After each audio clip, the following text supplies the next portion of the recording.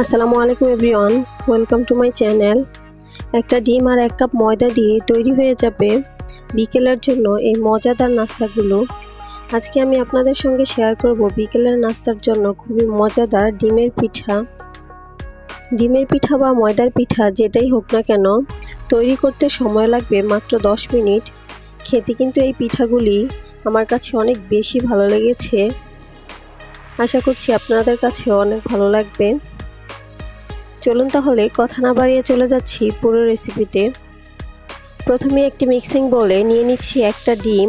আপনারা চাইলে কিন্তু 2টা বা 3টা ডিমের পিঠাও বানিয়ে নিতে পারেন। চিনি দিয়ে দিচ্ছি এখানে আমি 1/4 কাপ। চিনির পরিমাণটা কিন্তু আপনারা চাইলে বাড়িয়ে বা কমিয়েও দিতে পারেন নিজেদের টেস্ট অনুযায়ী। এরপর এখানে দিয়ে দিচ্ছি 2 টেবিল চামচ রান্না করা রেগুলার তেল। এখানে চিনি আর তেলটাকে আমি একসঙ্গে খুব ভালোভাবে মিক্স করে নিব। কিছুক্ষণ ভালোভাবে ফেটিয়ে নেওয়ার পর চিনিটা এখন ভালোভাবে গলে গেছে। এবার আমি এখানে দিয়ে দিব 1 কাপ ময়দা। দিয়ে দিচ্ছি এখানে 2 টেবিল চামচ গুঁড়ো দুধ। গুঁড়ো দুধটা দিলে কিন্তু পিঠাটার টেস্টটা অনেকটাই বেড়ে যায়। লবণ দিয়ে দিচ্ছি 1/4 চা চামচ। তারপর এখানে দিয়ে দিব বেকিং সোডা 1/4 চা চামচ। এবারে সব কিছুকে আমি খুব ভালো করে একটু মিশিয়ে নিচ্ছি। একটা ডিম আর 1 কাপ ময়দা কিন্তু খুব ভালোভাবে একটা ডো তৈরি হয়ে যাবে। এতে আর আলাদা করে কোনো পানি বা দুধ অ্যাড করতে হবে না। তবুও আপনাদের যদি মনে হয় ডোটা একটু শক্ত, তখন কিছুটা দুধ বা পানি দিয়ে দিতে পারেন। সব কিছুকে ভালোভাবে মিশিয়ে এবার আমি হাত দিয়ে এই ডোটাকে একটু মথে নিব। কিছুক্ষণ ডোটাকে মথে নেওয়ার পর মসৃণ হয়ে যাবে। এরপর কিছুটা ময়দা ছিটিয়ে দিয়ে মোটা করে একটা রুটি বেলে নিব। রুটির থিকনেসটা দেখে আপনারা একটু বুঝে নিতে হবে। রুটিটা ঠিক কতটা মোটা করে বেলে নিয়েছি। এবারে রুটিটা চারপাশ থেকে অসমান অংশগুলো কেটে স্কোয়ার শেপ করে নিচ্ছি। এই সাইডের অংশগুলোকে আমি আবার রুটি বেলে পিঠা কেটে নিব। এরপর স্কোয়ার রুটিটাকে আমি চিকন চিকন করে কেটে নিব, তবে অনেক বেশি চিকন করে নিই। এবার আমি এখানে নিজের পছন্দ মতো শেপ দিয়ে পিঠা কেটে নিচ্ছি। আপনারা আপনাদের পছন্দ মতো শেপ দিয়ে নিতে পারেন। এভাবে আমি সবগুলো পিঠা কেটে নিচ্ছি। এবার আমি এগুলোকে ভাজতে চলে যাব। ভাজার জন্য চুলায় একটি প্যান বসিয়ে তাতে পর্যাপ্ত পরিমাণে তেল গরম হতে দিয়ে দিয়েছি।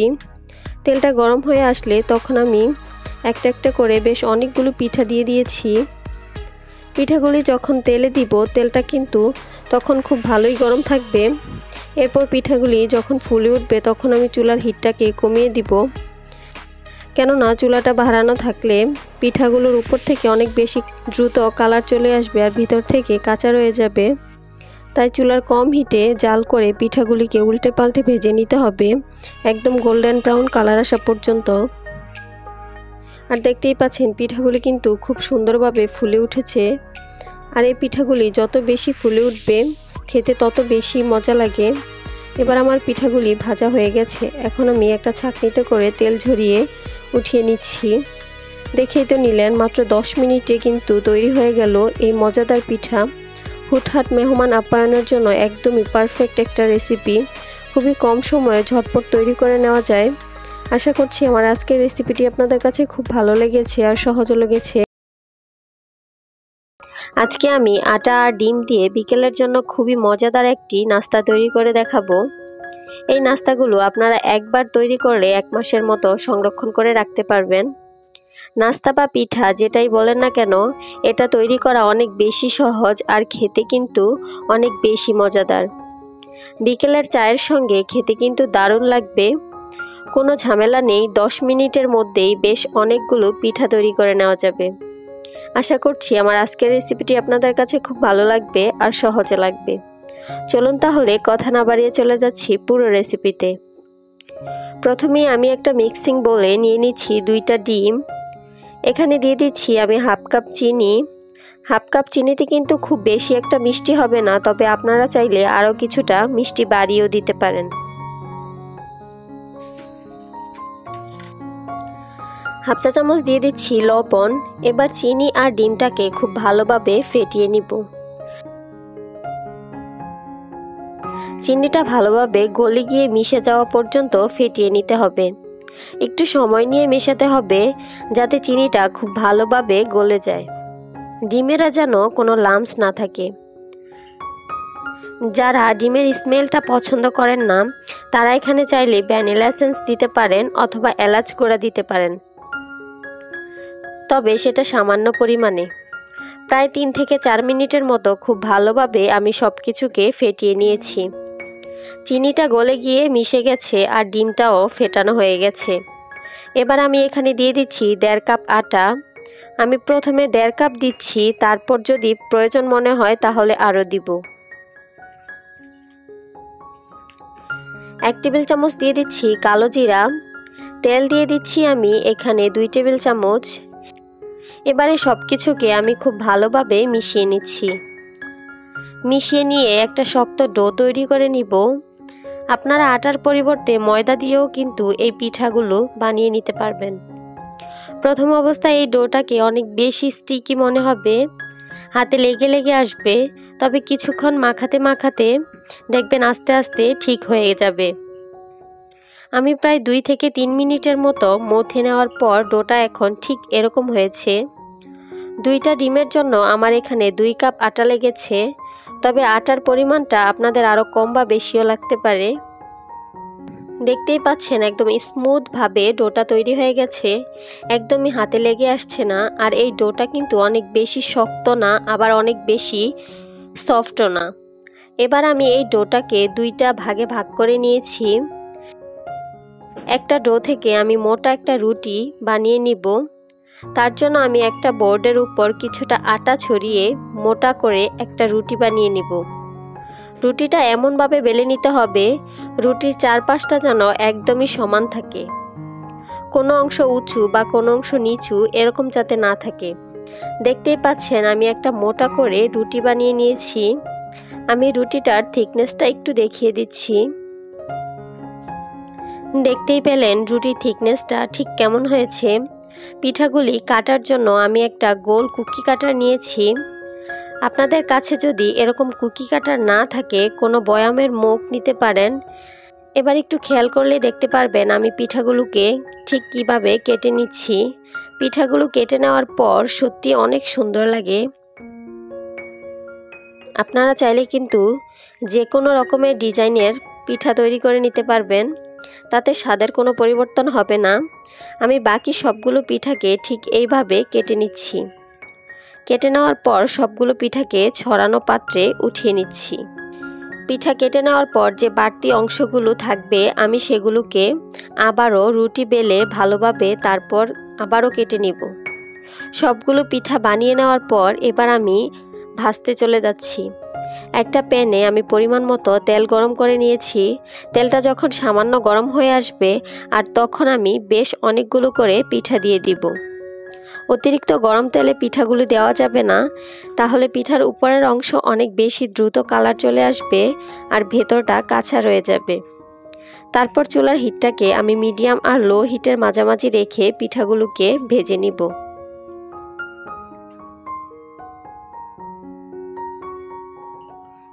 পিঠাগুলো ভাজা হতে কিন্তু বেশি সময় লাগবে না, 5 থেকে 6 মিনিটের মধ্যে পিঠাগুলো ভাজা হয়ে যাবে। পিঠাগুলো কিন্তু একটু পর পর উল্টে পাল্টে ভাজতে হবে, তা না হলে কিন্তু এক পাশ থেকে অনেক বেশি কালার চলে আসবে আর আরেক পাশ কাঁচা রয়ে যাবে। আমার পছন্দ মতো কালার চলে এসেছে। আমার এই পিঠাগুলি এবার ভাজা হয়ে গেছে। এবার আমি ছাঁকনিতে করে তেল ছড়িয়ে পিঠাগুলিকে উঠিয়ে নিচ্ছি। মাত্র 10 মিনিটে কিন্তু তৈরি হয়ে গেল অনেকগুলি মজাদার পিঠা। হাতে যদি সময় থাকে তাহলে একটু বেশি পরিমাণে পিঠা বানিয়ে 1 মাসের জন্য রেখে দিতে পারেন। কোনো এয়ারটাইট বক্সে এই পিঠাগুলি 1 থেকে 1.5 মাসের জন্য সংরক্ষণ করে রাখতে পারবেন। আজকে আমি বিকেলের নাস্তার জন্য একদমই অন্যভাবে একটা বিস্কুট তৈরি করে দেখাবো। আজকে আমি তৈরি করব আটা দিয়ে সুগার ফ্রি সল্ট বিস্কুট। যেন এই বিস্কুটটা সবাই খেতে পারে, তাই আমি কোনো রকমের চিনি এখানে দিব না। নিজের হাতে তৈরি করা বিস্কুট দিয়ে বিকেলের 1 কাপ চা কিন্তু খেতে অসাধারণ লাগে।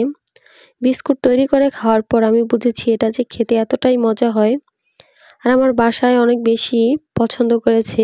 একবার তৈরি করে কিন্তু বেশ অনেক দিন ধরে বিস্কুটগুলি সংরক্ষণ করে রেখে দিতে পারেন, একদমই মুচমুচে থাকবে। তাহলে আর কথা না বাড়িয়ে চলে যাচ্ছি পুরো রেসিপিতে। প্রথমে আমি একটি মিক্সিং বোলে নিয়ে নিচ্ছি 1 কাপ আটা, এরপর এখানে আমি নিয়ে নিচ্ছি হাফ কাপ সুজি, গুঁড়ো দুধ দিয়ে দিচ্ছি 1/3 কাপ।